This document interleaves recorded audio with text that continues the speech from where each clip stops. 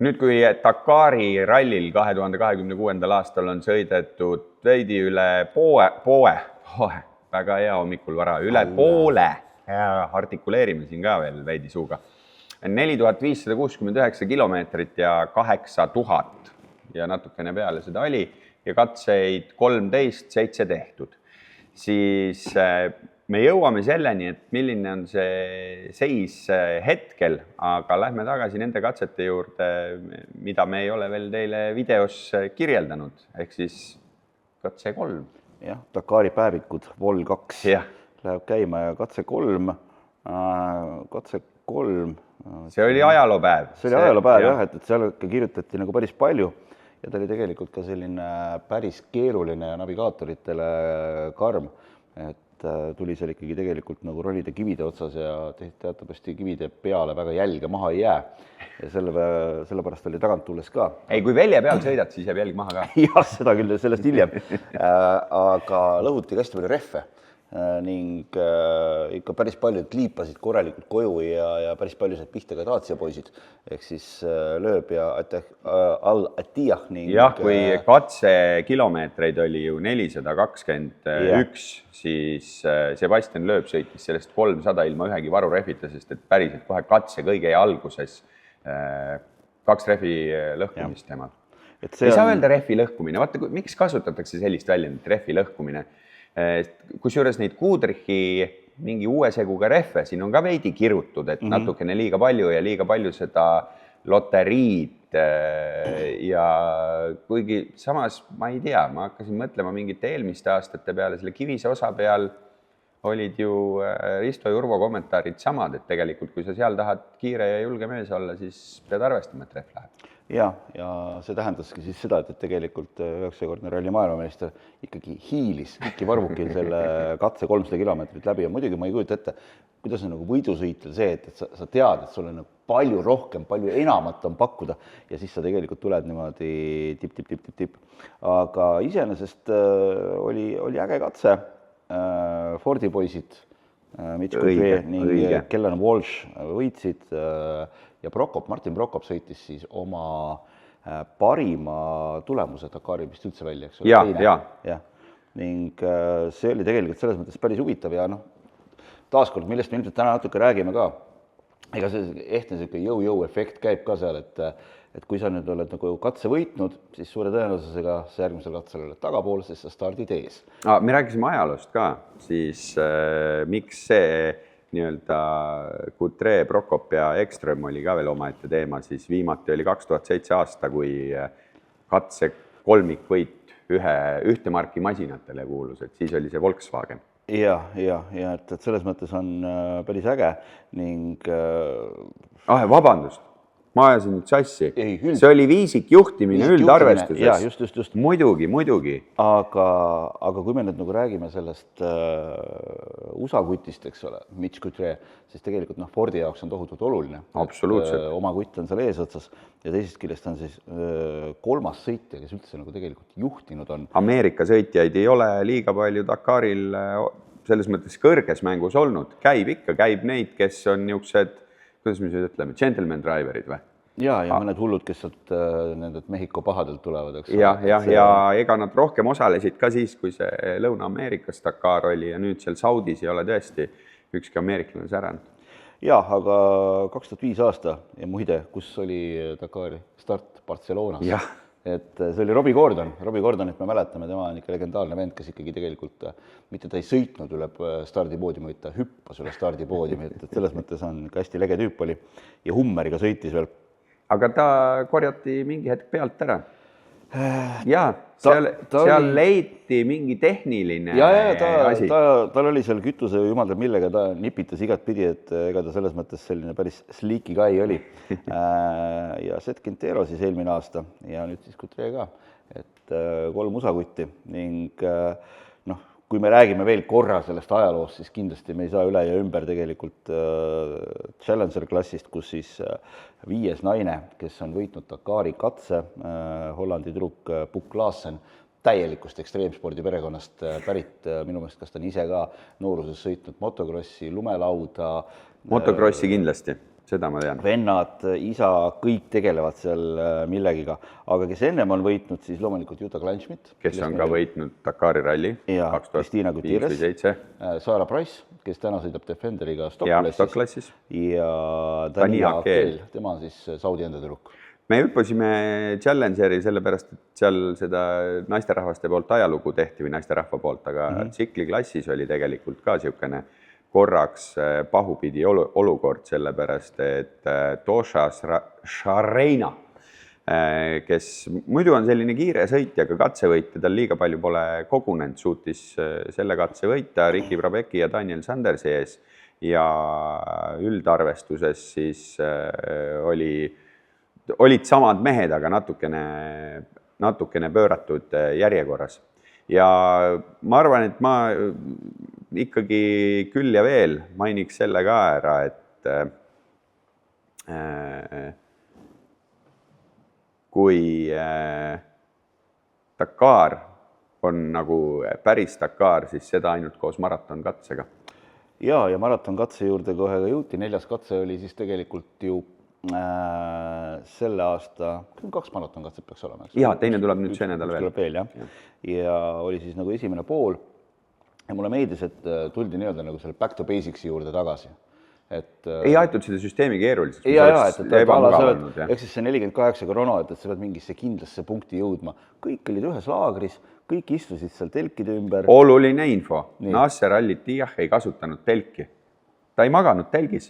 Ta võttis oma selle siukse pärsja vaiba, pani oma teekannud värgid ja tema magas lageda taeval, sest ta ütles, et täna tuleb kõrbes hea öö ja midagi paremat ei ole, kui sa jääd öösel magama nii, et sa saad seda ilma valgusreostuseta täis taevast vaadata. See oli nagu nii äge, kui sa vaatasid neid hommikusi kaadreid, kes nagu tüübitis, tegelikult oli jumal äge. Kes magas auto all, oli pannud endale siukse magamiskoti ja asja sinna maha. Ja ikkagi selles mõttes sellise palja ülakehaga unise näoga Sebastian Loeb, see ilmselt võib-olla naisvaatajate sellist nagu osakaalu tõstis ka, kes siis oli hommikul seal natukene uimase näoga. Aga et see oli selline äge asi ja mulle meeldib. Igaüks ise tehti seda süüa, ma ei tea, kes küpsetas friikartuleid. Ise remonditi autosid ja mootorrattaid. Ja kes tegi pastat, kõike tehti ise ja see on nagu selline... Muuseas, seal ma nägin ka ära selle, et siklimehed ja nende rehvid. Muus läheb seal kivi osa peal täiesti sodiks pudruks. Eriti põnevas olukorras on Mallemoto või siis Original by Motul klassi mehed, kellel on piiratud arv neid rehve. See on jumala vähe ju. See on vähe. Ja mingi vend võttis täieliku jahu sealt tagarehvisest välja.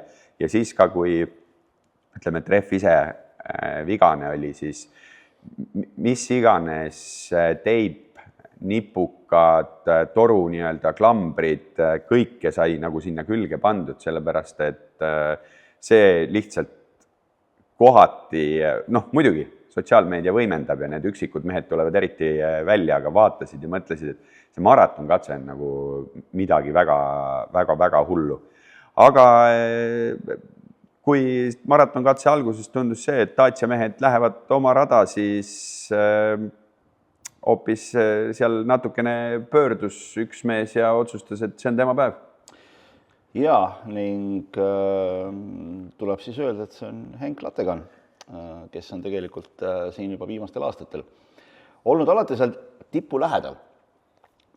Isegi tipu lähedal on vale öelda, ta on ikkagi tipus olnud ja on pidanud siin eelmine aastagi tegelikult ju ja see Tal Raichiga, kellel selleks aastaks ralli pooleli jääb, päris korralikult mõõtu võtnud, aga Nasser Al-Attiyah siis Daciaga ei suutnud seda hoogu hoida ja Lattegan võttis oma. Aga kui me ennem mainisime Tšehhi sõitjat Prokopit, siis maratonkatse esimene päev oli Poola meeste oma, sellepärast, et perekond Košalit, kus siis, isa Marek, poeg Eerik ja onu Michal, need olid siis mingisugune top 10 olid nad küll kõik 3, ma nüüd selle onu positsiooni ei mäleta, aga Marek ja Eerik olid siis 3. ja 4, et Toyotatel on niisugune Poola armee on peal ja tegelikkuses seal need vahed ka, ma ei mäleta, top 5 oli veerand tunni sees, et ega maratonkatsega ka nüüd peale selle, et Henk Lattegan tegi korraliku puraka, ei nagu muutunud meeletult midagi ja Lattegan siis Nasseri ette jõudis veidi alla 4 minutiga ennast sõita.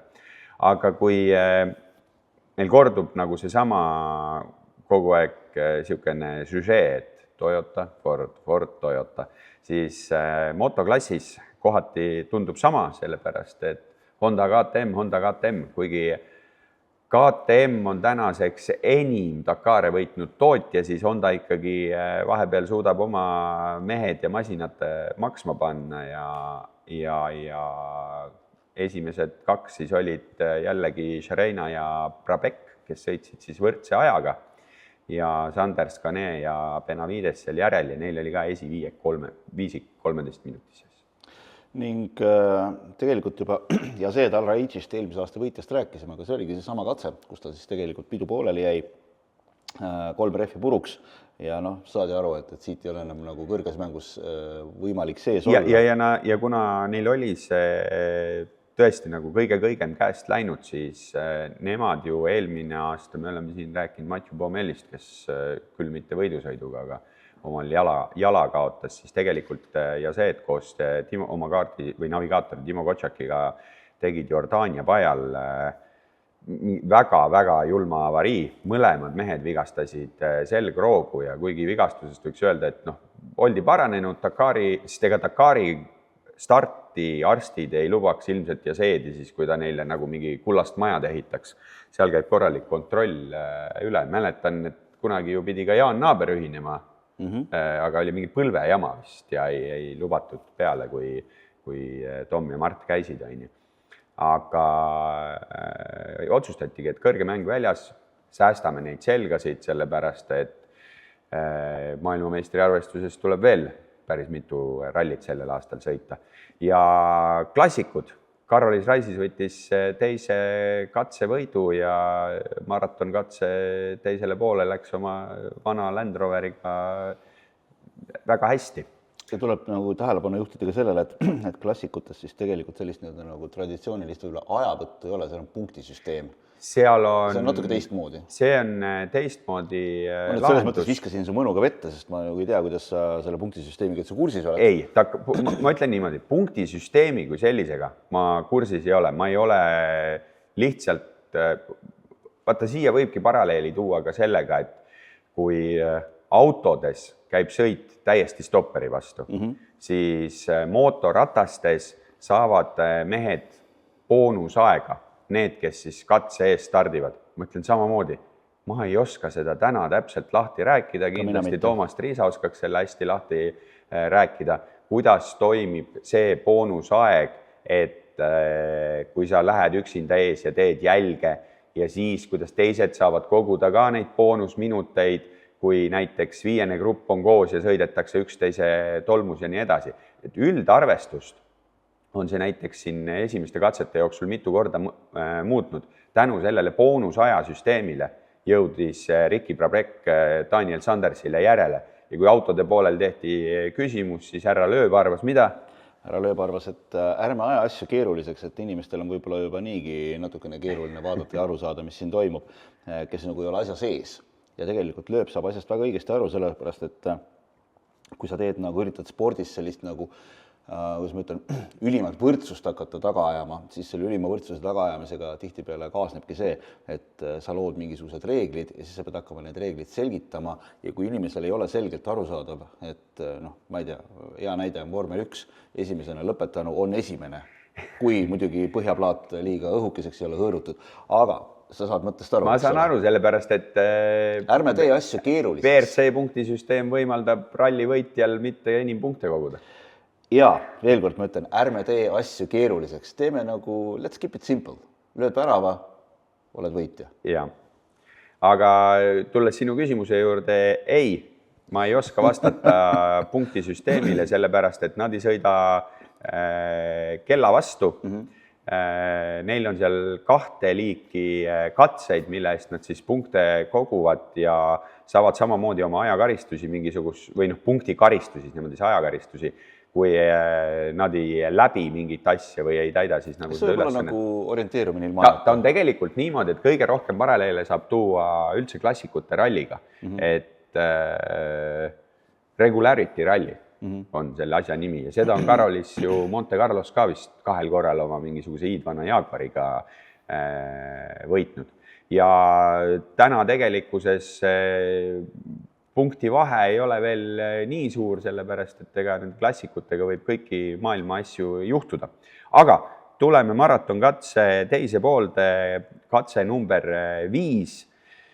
Ja üks mees, kellest me ei ole rääkinud see aasta väga palju, aga võiks, sellepärast, et mingi hetk oli see ju lausa Eesti-Leedu ühisvõistkond, kui Kuldar Sikk kaarti luges, aga Benedictas Vanagas, sellepärast, et ta ei leidnud algusest peale kuidagi oma rütmi ja ei paistnud silma, sest et ta parim koht on äkki 11.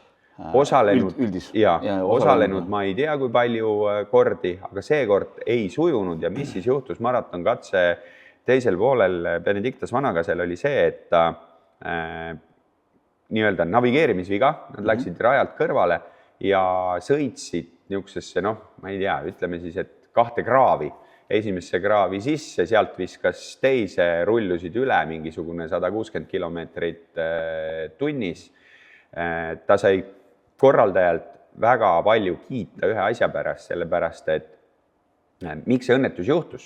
Neil ei olnud märgitud seda roadbooki, miks seda roadbooki ei märgitud ei olnud. Ehk siis tulles korra roadbooki teema juurde, ohtlikud kohad on roadbookis märgitud, et sõitja võtaks soo maha, aga kui sa ei ole raja peal, siis neid kohti ära ei märgita, aga Vanagas läks teisi sõitjaid hoiatama, sest see oli natukene jälle niisugune viguriga navigeerimise koht, kus eksisid ka teised. Vanagase autole saadi 6 tunniga rattad alla ja veeretati ta laagriplatsile ära, aga kuigi siin oli arvamus, et ega ta poleks niigi jätkanud, siis FIA ei lubanud turvapuuri vigastuse tõttu tal jätkata. Nii et jah, Benedictas Vanagas juba kenasti koduses Vilniuses tagasi. Just. Lume sees, nagu ka meie siin. Nii et kahjuks küll jah, jäi sõit pooleli ja eks neid tegelikult selles mõttes sellises, nagu nad ütlevad seda, et õigesse kanjonisse keeramisi, me veel jõuame ühe teise leedukaga varsti ka. Just, aga jah, see oli Vanagasel selle võrra veel nagu nõmedam, et seal maratonkatse põhimõtteliselt ära sõitnud 16 kilomeetrit enne lõppu. See on hästi oluline rõhutada, et 16 kilomeetrit oli lõpuni tulla. Ja maratonkatse tegelikult selles mõttes oli ka nii esimene kui teine pool hästi oluline ära märkida, et tsiklitel ja autodel olid erinevad katsed. Kui muidu üks teeb teisele jälge. Siis seal oli nii, et tegelikult autodel oli nagu 0 jälge ees. Et kui muidu varem on tsikli jälg on ees, tsiklid stardivad kõige ees, autod järgi, siis seda siin ei olnud ning nii nagu oli, et need, kes eelmisel päeval poodiumil olid, need olid siis tagapool ja tagantpoolt tulnud Mitch Coutre oli kiirem. Jällegi Fordile niisugune kolmik, et Coutre, Rooma ja Prokop. Veel üks asi ära märkida, et miks me siin võib-olla nendest katsevõitudest nii palju räägime. Dakaril on iga päeva lõpus autasustamine. Kõik katsevõitjad saavad medalid. Karolis Raisis on neid juba päris mitu tükki saanud. Et see on niisugune huvitav asi, et kui võib juhtuda, et sul jääbki see ralli pooleli, sa oled ikkagi oma mingi medali kätte saanud, nii et sõbrad, kui kellelgi on plaanis minna Dakari rallile, siis pange ühe korra ja hästi kõvasti. Medali saad siis igal juhul kätte. Aga stock-klass, mida me nüüd vahepeal ei olnud maininud, seal juhtus üks selline huvitav asi, et kui Rokas Pasiuska, noor Leedu sõitja, ütleme, et oli juba mingiks hetkeks suhteliselt kindlalt eest ära sõitnud, see vahe oli mingisugune 40+ minutit, siis maratonkatse teisel poolel Mr. Dakar, Stefan-Peter Hansel hakkas talle järele võtma ja kuigi katse lõpus, see oli minu jaoks täielik müstifikatsioon. Miks? Sellepärast, et 2 mehe ajavahe oli 37 sekundit leeduka kasuks, aga Peter Hansel oli suutnud oma auto vahepeal mingisse paganama kanjonisse. Ta keeras selle sinna külili, mina ei näinud, kui ma seda videot vaatasin, siis ma isegi ei saanud aru, kuhu poole seda autot nagu püsti tõstetakse. Seal oli meeletu ajakaotus ja lõpuks mehed tulevad põhimõtteliselt ühe ajaga, et ma ei tea, mida see Peter Hansel sellel maratonkatse teisel poolel tegi, et ta tegelikult üldiselt oli nii palju Patšuskast kiirem. Aga no üldiselt, kui vaadata stokk-klassi, siis ega tundub, et Defenderid tahavad oma teed minna, aga rahu, Dakari ralli on pikk ralli aga samal ajal me saame öelda tegelikult, et ikkagi tegelikult Roland Passo oma Toyotaga, ta ikka seal on siuke tunnises miinuses oli pärast seda katset, aga ta on nagu kenasti olemas. Ja nüüd tsiklid, seesama, millest sa alustasid tegelikult, seesama rehvide teema. Jah, kui meil oli siin ralli alguses väga tublit tööd tegemas 20-aastane Edgar Canet, Hispaania sõitja, kes siis eelmisel aastal Rally 2 klassi ehk tsiklite niisuguse alamklassi nagu võitis, kus ka ei ole aeglased mehed, siis temal juhtus nüüd siis maratonkatse teisel poolel, et ta tuli pika osa 50 kilomeetrit tunnis, sest rehv purunes ja lõpuks ta sõitis reaalselt velje peal laagrisse. Ja ma ei saa aru, millest nagu nende masinate väljad tõesti tehtud on, et see oli niisugune banaan ja 8 seal all, aga tiksus ja ta tiksus ära ja ta sai lõpuni, aga noh, mingisugune, ma ei tea, mitu tundi ajakaotust, aga noormees oli positiivne, ütles alati on järgmine aasta, praegu ta ei ole midagi pooleli jätnud, sõidab edasi ja vaid ootas Sala siis veokates selle maratonkatse lõpuks hoidis üldarvestuses 4. kohta ja 3. ei olnud üldse kaugel. Aga nüüd me läheme siis, mis? 6. katse. See oli siis reede, päev enne puhkust. See oli päev enne puhkust ja siis oli 326 kilomeetrit katset ja nüüd siis kiiremad Dacia sõitjad. Ei olnudki siiamaani katset võitnud. Jaa, aga Dacia tiimi boss ütles ka, et tegelikult nemad on valinud sellise taktika, et nad ei taha olla alati seal kõige ees ja no, mis selle tulemus on see, et Nasser Al-Attiyah juhib. Ei taha olla ees. Ei taha olla ees, aga just, et on kuskil seal keskel ja vaatavad, mis on ja lõpupoole üritavad. Et kui Toyota ja Ford teevad nagu seda pendeldamist, siis Dacia tuleb rahulikult. Nemad on seal kogu aeg nagu olemas. Et 3 minutit siis lööb aeglasem. Lööbil, ma saan aru, lööbil on vaja seda Dakari, seda püha kraali, eks ole. Aga see kuidagi tuleb talle nagu nii neetult rasket, et kui sa mõtled, et mulle meenuvad need esimesed aastad. 9 maailmameistritiitlit tulid nagu kuidagi nagu jube kergelt ja mängeldes, mis on iseenesest hästi valesti öeldud. Aga see Dakar tuleb kuidagi nagu väga raskelt. Mulle meenub see mingid esimesed aastad, kui ta sõitis ja kaarti ikkagi luges talle Daniel Elena. Mees, kes oli muhedas ülekaalus ja kui ta pidi seda autot seal kaevama, sa nägid, et kuidas seal enam ei olnud vana rasva pealt ka midagi teha. Et kui ma ei eksi, siis Lööb on oma mingisugune 3. navigaatoriga vist seda võitu püüdmas. Võimalik jah, aga tõesti Daniel Elena nägu oli sellel hetkel selline, et miks ma siin olen, miks ma ei oleks praegusel hetkel kusagil Lõuna-Prantsusmaal ja nautiks foiegraad ja head veini. Aga kui me ennem rääkisime Poola perekonnast, siis selle katse lõpus andis siis perepoeg Erik Kotsal üli hea. Kuigi 7 minutit kaotust Nasserile, ma arvan, et see on väga kõva tulemus, aga Eeriku kommentaar siis Nasseri kohta oli, et mingi hetk Nasser sai nad katse peal kätte, Eerik mõtles, nii, minu võimalus, ma siis vaatan, kuidas 5-kordne meister sõidab. Noh, 500 meetrit sõitis sarnases tempos ja Erik Kotsal siis ütles, et mina ei tea, kuidas Nasser Al-Attiyah tooli peal istub, et nii suurte munadega on see äärmiselt ebamugav. Ja ega tegelikult, kui me vaatame seda Nasserit, siis ta ütles ka kuskil katse lõpus, et tegelikult nad optimeerivad selle kaotuse juba ära. Ta ütles, et ma lähen katsele, ma tean, et ma kaotan. Ta ütles ka, et no kui see nüüd üle 10 minuti ei olnud kaotus, siis on okei. Et see ongi tegelikult see, et ta teab, mille peale mäng käib ja see on nagu hästi huvitav, aga tõepoolest jah, et mingist hetkest kuidagi nagu märkamatult minu jaoks Nasser Al-Attiyah asus seda Dakari juhtima. Ja tõsi, kui me kogu aeg oli see korduvalt juba Toyota Ford ja põmm, siis on mees 6 minutit ja juhib rallit. Teen oma asja ja katseid võita ei taha. Jah, kui teised tahavad iga õhtu seda medalit, siis tema tahab lõpus seda karikat.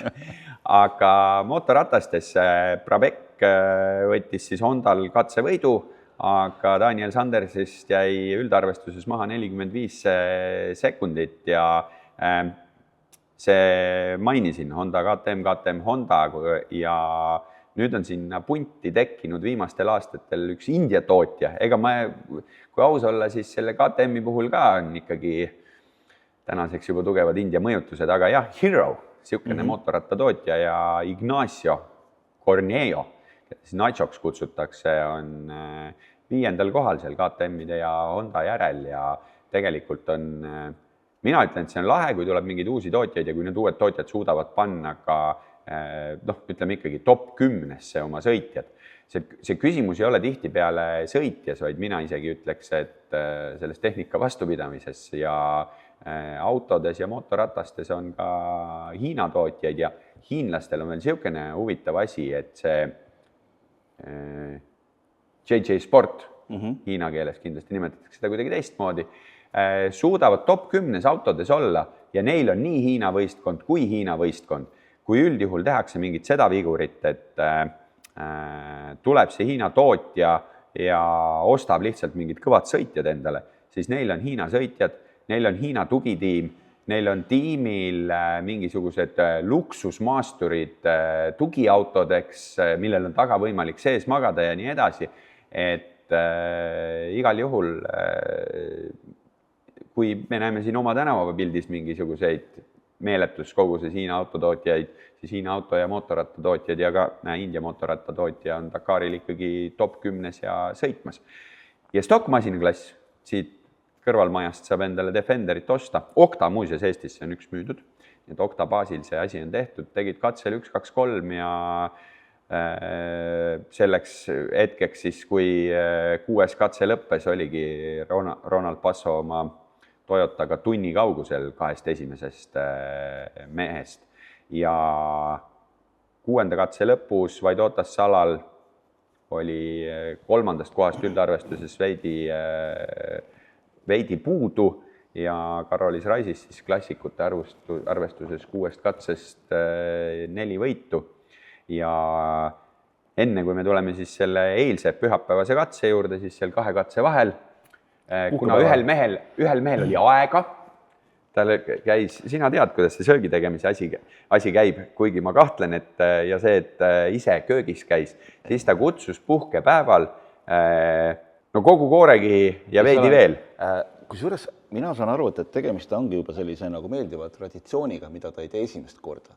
Et ta on ka varasematel aastatel kutsunud, kui ta ise sõitis ka veel. Ja oli rivis ja loomulikult, et aga suurde majja mahub palju inimesi. Kui sa oled ikkagi nagu selles mõttes, nagu sa oled nagu ikka miljardär, et siis sa saad nagu lubada võib-olla tõesti, et sul keegi teeb selle peo ära samal ajal, kui sina sõidad. Kas sa panid tähele ka toidunõusid? Need osad sekserid, mille peal olid maiustused, ega need olid kuldset värvi? Absoluutselt, ma arvan, et need võisid isegi kullast olla ja ma olen täiesti veendunud selles, et kui nad sealt ära läksid, siis nad said kõik mingisugused tohutult ägedad kingitused, sest ma tean, et seal on käinud ka ühed Eesti mehed, kes lahkusid sealt siis, või täpsemalt öeldes, need saadeti neile hiljem järgi, olid siis mingid suured lõhnakohvrid, mis ongi nagu ainult parfüüme täis ja see oli siis nagu ja see Al-Raichi poolne kingitus neile ja ma arvan, et seal täpselt samamoodi, aga see oli tõesti. Mina tervitaks Emilia Aabelit, et kuigi Emilia enda sotsiaalmeedia vaikis sellest, siis Emilia, sa oled Jaseedi Reelsi peal näha, et sa olid sellel peol kohal. Seal oli tõesti, seal oli ikkagi mootorispordi maailma tipp, seal oli ju... Kes ei tea, siis Emilia on, ütleme siis, mitte ringrajal sõitvate FIA autoklasside... Nüüd sa nagu räägid seda küll väga keeruliseks. Ei no, see on lihtsalt see, et inimestel ei jääks mulje, et ainult ralliga ei tegeleks. Rallikross, siis seesama, ennem olid nad elektriga, nüüd nad sõidavad vesinikuga, see sprintide maastikusõidusari, ei tule nimi, E-Extreme, As-Extreme siis nüüd. Ja sama siis V2RC ehk siis Dakar ja kõik muud osavõistlused. Et jah, muidu arvatakse, et äkki Emilia tegeleb ainult ralliga. Ei. Nii et ühesõnaga korralik pidu oli püsti pandud Rihadis ja kui on võimalust, miks ka mitte. Aga pühapäeval läks jälle uuesti edasi ja tõepoolest täpselt kõik kordub taas, sellepärast et jälle olid eesotsas need, kes eelmisel päeval olid tagapool ning viiendana läks siis rajale Mattias Ekström, kes sai kenasti oma 7. Dakari katsevõidu üldse kätte ning ütles ka, et ega ta tegelikult ise nüüd nagu liiga kindel ei olnud, et see nii läks, et noh, tuli välja, midagi ei ole teha. Ja noh, nagu natuke nagu tundub, et seal Dakaril isegi need katseid väga ei taheta võita, et eks siis nüüd paistab, aga Joao Ferreira ning vaata, mis Toyotaga veel huvitav on. Toyotal sellel aastal ei ole staarsõitjat. Võiks öelda, et see on Henk Lattegan, võiks öelda, et me leiame neil oli tegelikult ja see tal Raitsi. No jaa, aga ta ei ole Toyota mees ju. Millega ta sõidab siis? Ta on Toyota mees, aga nagu Prokop. Ta ju sõidab nii-öelda oma autoga. No jaa, aga ta on just... Ma saan aru, aga ta ei ole see ka suurreisingu mees. Aga suurreisingul jah, selles mõttes selline lihtne bänd ja tõepoolest ma olen sulle selles mõttes nagu nõus, et solist on võib-olla hoopiski tegelikult oli teises bändis. Ja selle nii-öelda taustalauljaks veel Prokop või siis poolakad on ju. Aga Toyota siis selles mõttes eesotsas on, aga nad hästi nagu vahelduvad. Ja sellel katsel siis tegi väga hea tulemusega varasemalt mootorratastega ja ka võitnud Austraalia mees Toby Price, kes tegelikult ka, ma arvan, vägagi ihkab kõrget kohta ka autode klassis, aga jah, need esimesed aastad talle midagi lihtsalt ei ole olnud. Ja nüüd, kui sa räägid, et katset keegi võita ei taha, siis Nasser Al-Attiyah 11 eile, 7 minutit 24, aga nagu oli juttu.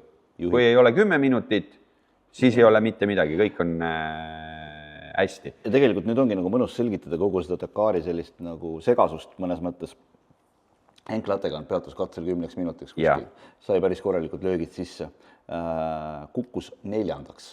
üldarvestuses, ehk siis praegusel hetkel Nasser Al-Attiyah juhib ja tegelikkuses on olukord selline, et Ekström tõusis teisele kohale, 4.47, kolmas siis samuti Fordiga Nani Rooma, 7.15, kes on ka teinud kuidagi nagu suhteliselt nähtamatut tööd, aga... Jah, Nani Rooma taust on ka see, et mootorrattaga Dakari võitnud autoga on alati olnud nendes staarvõistkondades, küll siin Peugeot'ga, Fordiga nüüd on ju, minu meelest on ta Minist Toyotastki läbi käinud, on ju, aga mälu ei peta, siis autoga võitu tal ei ole. Ei, autoga võitu tal ei ole, minu teada ka mitte. Aga ühesõnaga, kuhu ma jõuda tahtsin, on see, et see Lattegani 10 minutit kaotust üldarvestuses tähendab siis seda, et varem kaotas ta Al-Attiyahile 6 minutiga ja nüüd on 7 minutit. Et tegelikkuses ongi nagu see, et kõige ägedam on see, et kui me mõtleme Carlos Sainzi ka veel, siis tema on 5. positsioonil, kaotab 10,5 minutit ja mis muidugi on hästi huvitav on see, et kui me nüüd võib-olla jätame välja need, kes on ennast ise nagu tükkideks sõitnud, siis on tehniliselt kõik masinad üsna hästi vastu pidanud. Et ainuke, kes siin võib-olla hädas oli tehnikaga, oli, ütle nüüd, Paumelli sõitja, Matti Paumelli. Jah, Demevius. Demevius, jah. Tema on nüüd ära kadunud. Kus juures tõesti, me jätsime selle hetke vahele, kui minimeestel siis oli probleem ja nad ära kukkusid, sest tegelikult neil oli päris hea tempo seal esimest 2 katset. Et see oli suht alguses jah, aga nüüd see Dakari teine pool näitab ka tegelikult seda, et kuidas siis kõik need nii-öelda nagu masinad vastu peavad. Ja seal kõikide nende nii-öelda teile vaatajad tavapäraste masinate vahel on ikkagi kuidagi tiksub ka mõnusalt 8.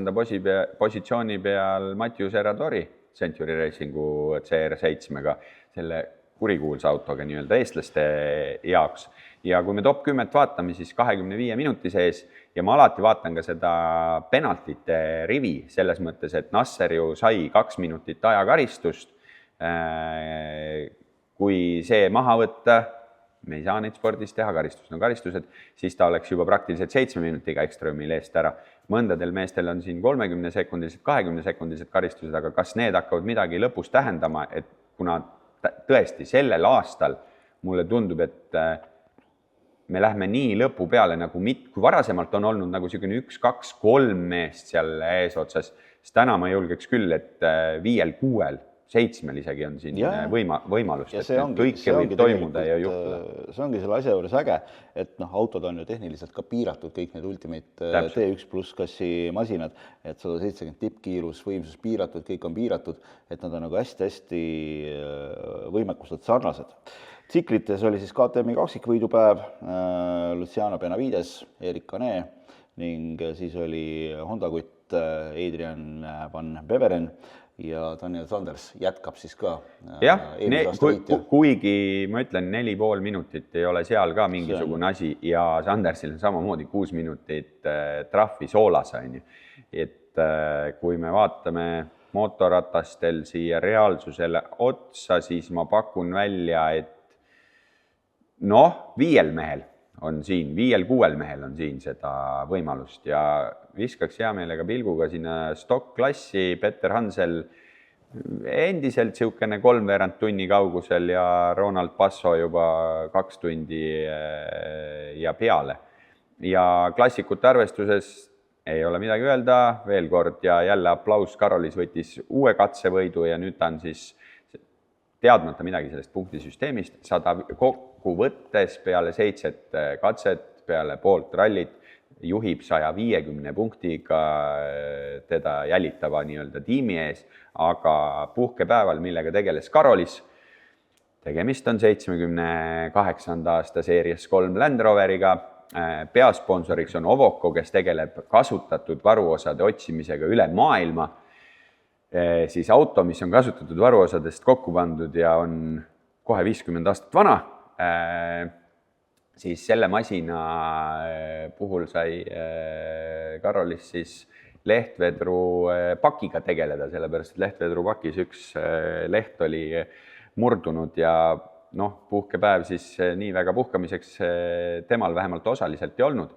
ja veokad oma esimese veokate katsevõidu võttis vaid Otas Sala, kes siis, see on jälle Dakaril, ei ole enne keegi teinud seda, et katset võitnud autoklassis ja katset võitnud veoautoklassis, et sellel aastal nagu neid mingisuguseid rekordeid tehakse, ajalugu tehakse päris palju ja Sala tänu sellega tõusis ka 3. kohale ja veokate arvestuses, kõike võib juhtuda, aga ma ütlen, et siin on 4 siis sellist, et seekord ei ole Martin Matsikul mingisugust tundides edu, nagu see näiteks varasemalt olnud ja esimesed 4 on ka siuksed päris tugevad sõitjad, kusjuures huvitav on siin veel üks Hollandi tiim, kus Kai Hushink sõidab, tema on rookie ja tema on 5, nii et veoka rookide arvestuses ka siukene väikene üllatus seal. Aga ta on juba rohkem kui 2 tunni kaugusel. Aga Sala siis lõpus ülistas oma navigaatorit Paolo Fiusat, kes oli teinud... See on üldse paras tiim, mis seal on Leedu, Portugal, Holland istuvad nüüd autos.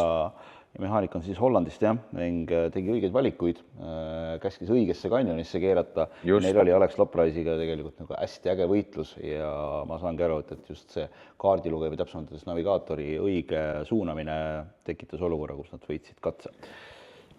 Hetkel kõik.